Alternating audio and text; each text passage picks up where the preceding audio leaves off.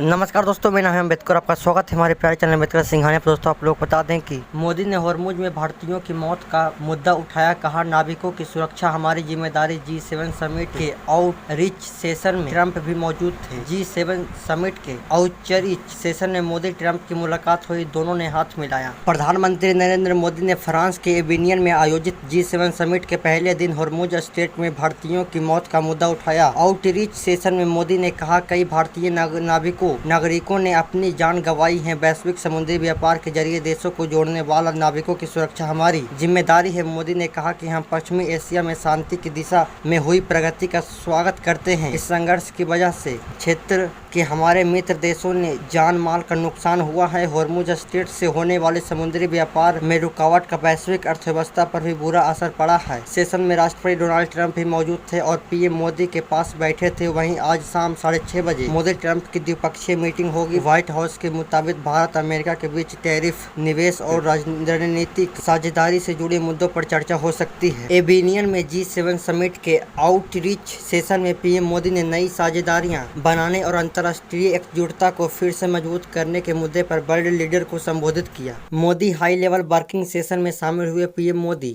जिस सेशन में शामिल हुए वह हाई लेवल वर्किंग सेशन था। इसकी थीम नई साझेदारियां बनाना और अंतर्राष्ट्रीय एकजुटता को फिर से कायम करना थी। इस सेशन में G7 देशों के नेता, सहयोगी देशों के नेता और वर्ल्ड बैंक और अफ्रीकन डेवलपमेंट बैंक के प्रमुख प्रतिनिधि शामिल हुए। भारतीय प्रधानमंत्री नरेंद्र मोदी बोले, समुद्री रास्तों को सुरक्षित रखना हमारे जरूरी है ताकि नाविक बिना किसी डर के अपना काम कर सकें। उनकी रक्षा हमारा कर्तव्य बनता है। सेशन में मोदी के स्पीच की 5 बड़ी पॉइंट। आज की दुनिया पहले से कहीं ज्यादा आपस में जुड़ी हुई और एक दूसरे पर निर्भर है, लेकिन पार्टनरशिप तभी सफल हो सकती है जब वह भरोसे पर टिकी हो। आपसी भरोसा सबसे महत्वपूर्ण रणनीतिक संपत्ति है। दुख की बात है कि आज दुनिया में संसाधनों की नहीं बल्कि भरोसे की कमी है। हमारी पार्टनरशिप का भविष्य इसी भरोसे को फिर से कायम करने का निर्भर करता है। भारत में हम दुनिया को परिवार मानते हैं। हमारा अनुभव बताता है कि विकास तभी असरदार होता है जब वह लोगों की आकांक्षाओं से जुड़ा हो। यही सिद्धांत हमारी अंतर्राष्ट्रीय पार्टनरशिप का आधार भी है। भारत का मानना है कि पार्टनरशिप की असली परीक्षा यह नहीं है कि दूसरों के लिए हम बनाते हैं, बल्कि यह है कि हम दूसरों को अपने लिए कुछ बनाने में कैसे सक्षम बनाते हैं। ग्लोबल साउथ को दुनिया से बहुत उम्मीदें हैं। उसे केवल समर्थन नहीं बल्कि पार्टनरशिप चाहिए। हमें लेन देन वाली सोच से आगे बढ़कर समान पार्टनरशिप के तौर पर काम करना चाहिए। ट्रंप कुर्सी से खड़े हुए और मोदी से हाथ मिलाया। राष्ट्रपति ट्रंप कुर्सी से खड़े होकर पीएम मोदी से हाथ मिला, जैसा कि आप लोग तस्वीरों के माध्यम से देख सकते हैं। दरअसल पीएम मोदी फ्रांस के एविनियन शहर में आयोजित G7 समिट में शामिल हुए हैं। पीएम मंगलवार को यहां स्लोवाकिया में पहुंचे थे। पीएम की ट्रंप से मुलाकात हुई थी। पीएम मोदी को देखकर ट्रंप सीट से खड़े हुए और उनसे हाथ मिलाया। इसके बाद दोनों के बीच करीब 5 मिनट तक बातें हुई। पीएम मोदी की पिछले साल फरवरी में वाशिंगटन के बाद ट्रंप के साथ ये पहली मुलाकात रही। पिछले 16 महीनों के दौरान भारत अमेरिका रिश्ते खास से उतार चढ़ाव वाले रहे। इनमें ट्रंप टैरिफ और H1 वीजा के मुद्दे खास रहे। हाल में ओमान की खाड़ी में अमेरिका हमले में 3 भारतीय नाविकों के मारे जाने की घटना भी सामने आई है। G7 समिट में मोदी ट्रंप की मुलाकात। 2 तस्वीरें। G7 समिट के दौरान पीएम मोदी और डोनाल्ड ट्रंप मिले। यह G7 समिट का प्लेनरी सेशन था। यहाँ सभी आमंत्रित देशों के नेता पहुंचे थे। पीएम मोदी की सीटिंग मैक्रो और ट्रंप के ठीक बाद थी। इसी बीच दोनों के बीच एक इंटरप्रेटर के जरिए बातचीत। प्रधानमंत्री मोदी और कनाडा के पीएम मार्क जे कार्नी की मुलाकात हुई। प्रधानमंत्री मोदी और यूके के पीएम कीर स्टारमर की मुलाकात हुई। प्रधानमंत्री मोदी की यूएई प्रेसिडेंट राष्ट्रपति शेख मोहम्मद बिन जायद अल नहयान से मुलाकात हुई। एवियन में G7 समिट के दौरान मिस्र के राष्ट्रपति अब्देल फतह अल सीसी से पीएम मोदी की मुलाकात हुई। पीएम मोदी की कोरिया के राष्ट्रपति ली जे-म्यूंग से मुलाकात हुई, जैसा कि आप लोग तस्वीरों के माध्यम से देख ही सकते हैं। जापान की प्रधानमंत्री खानाए ताकाइची के साथ पीएम मोदी की मुलाकात हुई। पीएम मोदी और केन्या के राष्ट्रपति विलियम रूटो मिले। दोनों ने हाथ मिलाकर एक दूसरे का अभिवादन किया। मोदी मेलोनी की मुलाकात। मोदी जब एवेन्यू पहुंचे तो फ्रांस के राष्ट्रपति एनुअल मैक्रो ने उनका स्वागत किया। इसके बाद G7 के देशों के राष्ट्रीय अध्यक्षों ने ग्रुप फोटो भी खिंचवाई। इसी बीच मोदी और इटालियन पीएम जॉर्जिया मेलोनी की बातचीत भी हुई। मेलोनी ने मोदी से कहा, दोबारा मिलकर अच्छा लगा, हम इंस्टाग्राम पर सबसे फेमस हैं। दरअसल मोदी पिछले महीने 5 देशों के दौरे पर गए थे, जहां उन्होंने रोम में पीएम मेलोनी को मेलोडी ट्रॉफी दी थी, जिसका वीडियो वायरल हुआ था। पार्टनर देश के तौर पर शिखर सम्मेलन में भारत की 13वीं मौजूदगी है। यह 7वीं बार है जब प्रधानमंत्री इस ग्लोबल फोरम में हिस्सा ले रहे हैं।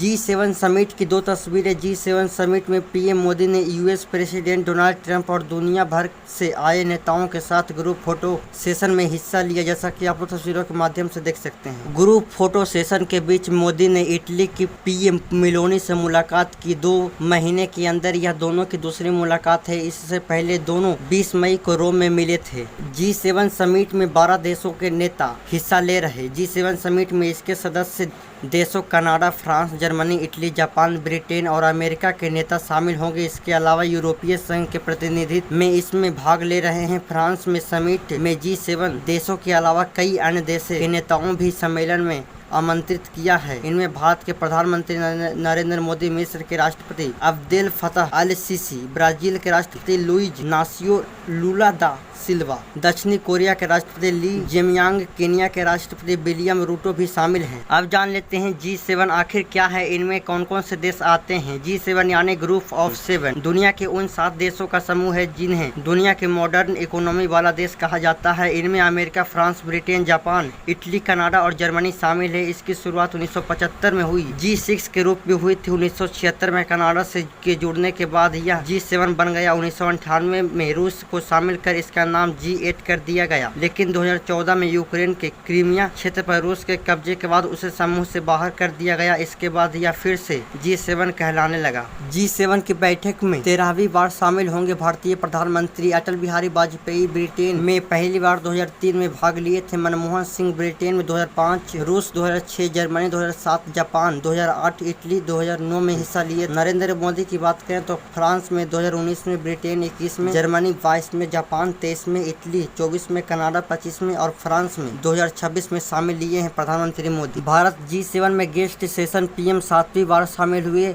भारत G7 का सदस्य नहीं है, लेकिन दुनिया की प्रमुख अर्थव्यवस्था और महत्वपूर्ण वैश्विक भूमिका के कारण उसे अक्सर विशेष आमंत्रित देश गेस्ट सेशन के रूप में बुलाया जाता है। आमतौर पर भारत के प्रधानमंत्री को समिट का न्योता मिलता है। पूर्व प्रधानमंत्री मनमोहन सिंह ने 2005 से 13 के बीच 5 बार G7 पहले G8 समिट में हिस्सा लिया था। पीएम मोदी को पहली बार 2019 में फ्रांस के बियारिट्ज में आयोजित G7 समिट में आमंत्रित किया गया था। 2020 में अमेरिका को मेजबानी करनी थी, लेकिन उसने तब समिट रद्द कर दी थी। इसके बाद 2021 में ब्रिटेन की मेजबानी में आयोजित सम्मेलन में पीएम मोदी को वर्चुअली शामिल हुए।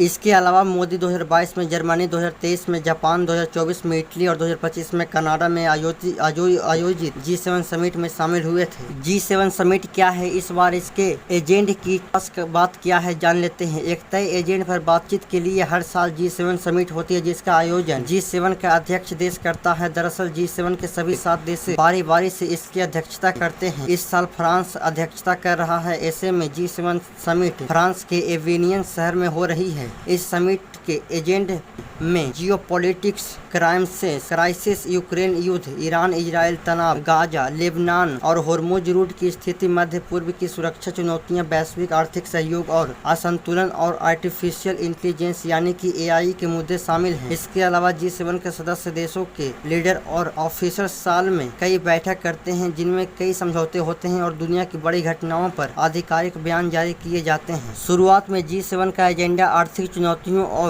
क्लाइमेट चेंज जैसे मुद्दों का हल निकालना था। बाद में राजनीतिक और सुरक्षा से जुड़े मुद्दे भी इसमें शामिल हो गए। वैश्विक मुद्दों पर G7 के फैसलों का असर पूरी दुनिया पर पड़ता है। उदाहरण के लिए G7 में 2002 में मलेरिया और एड्स से लड़ने के लिए ग्लोबल फंड बनाया। 1998 में वित्तीय संकट के दौरान इंडोनेशिया और थाईलैंड जैसे देशों को आर्थिक मदद की। रूस यूक्रेन जंग के दौरान रूस पर कड़े प्रतिबंध लगाने और यूक्रेन की मदद करने का फैसला लिया। दुनिया की GDP में 28.4% हिस्सा G7 का है। G7 क्या है, जान लेते हैं। 1973 में दुनिया में तेल संकट पैदा हुआ। इससे निपटने के लिए 1975 में अमेरिका, फ्रांस, इटली, पश्चिमी जर्मनी और ब्रिटेन ने मिलकर G6 समूह बनाया। G7 कब बना? 1975 में फ्रांस में G6 की पहली शिखर बैठक हुई। अगले साल यानी 1976 में कनाडा भी इसमें शामिल हो गया और समूह G7 बन गया। 1998 से 2013 तक रूस भी इसका सदस्य रहा, तब इसे G8 कहा जाता था। दुनिया की अर्थव्यवस्था में कितना योगदान है? दुनिया की कुल GDP में G7 देशों की हिस्सेदारी 28.4% है। 2000 में यह हिस्सेदारी करीब 40% थी। पिछले 25 सालों में इसमें लगभग 12% अंक गिरावट आई है। ग्लोबल ट्रेड में G7 का दबदबा। दुनिया के कुल आयात एक्सपोर्ट्स में G7 देशों की हिस्सेदारी 28.9% है। दुनिया के कुल आयात इंपोर्ट्स में इनकी हिस्सेदारी 33.7% है। G7 के सदस्य America, Canada, Britain, France, Germany, Italy, Japan जैसे देश शामिल हैं।